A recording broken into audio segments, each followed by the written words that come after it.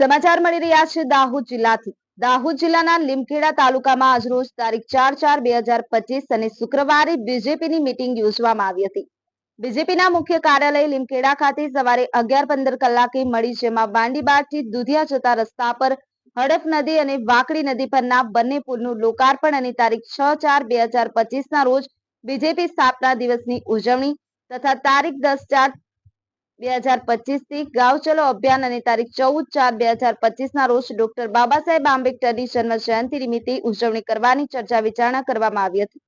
લીમખેડા મંડળના બીજેપીના દરેક કાર્યકરો હાજર રહ્યા હતા અને દાહોદ જિલ્લાના બીજેપી નવનિયુક્ત પ્રમુખ શ્રી સ્નેહલભાઈ તરિયા સાહેબ હાજર રહી દરેક કાર્યક્રમને સફળ બનાવવા આહવાન કરવામાં આવ્યું હતું।